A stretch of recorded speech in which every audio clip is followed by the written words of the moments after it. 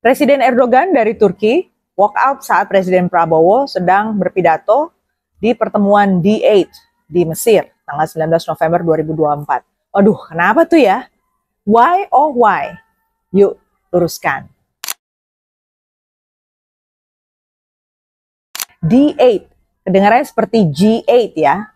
Beda-beda, ini bukan pertemuan negara-negara maju, itu bukan.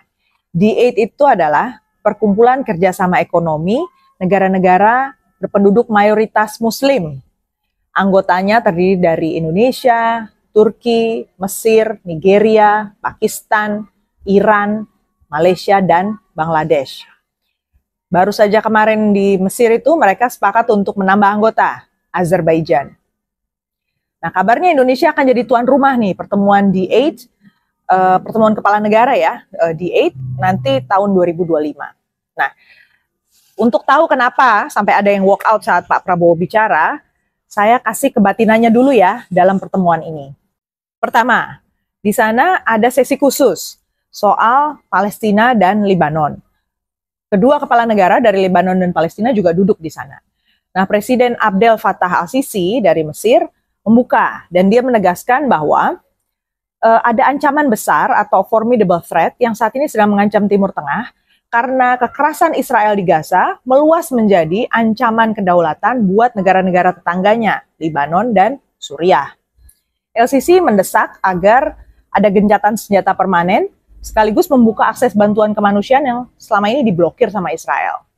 Tentara Lebanon juga dimintakan izinnya untuk menguasai seluruh wilayah Lebanon, dan Mesir secara khusus akan membantu Lebanon untuk mendapatkan presidennya. Tahu nggak sih, Lebanon ternyata udah kosong, vakum, pemerintahnya nggak punya presiden udah 2 tahun. Jadi adanya PJ ya, penanggung jawab sementara lah. Presiden yang lama diperpanjang masa jabatannya sampai 10 Januari 2025. Tapi sesudah itu kan bisa vakum lagi. Makanya si Mesir berjanji untuk membantu Lebanon. Di Lebanon itu pemerintahan bergilir. Presiden itu selalu dari suku Maronite yang Kristen, Perdana Menteri dari Muslim Sunni, dan Ketua Parlemen dari Muslim Syiah. Sementara itu, Presiden Erdogan juga angkat bicara dalam pertemuan itu. Dan Erdogan bicara soal dukungan Turki atas integritas wilayah dan rekonstruksi Suriah. Presiden Erdogan punya pesan yang lain. Dia secara khusus menyoroti perlunya untuk mengisolasi Israel, khususnya bidang perdagangan.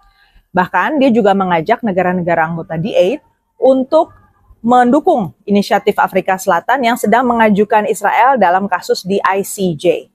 Karena ini pertemuan negara-negara soal ekonomi, maka muncul juga pembahasan soal perlunya negara anggota mereka itu dicabut sanksi sepihaknya di bidang ekonomi. Kita tahu dong negara anggota mana nih yang terima sanksi sepihak, Iran kan.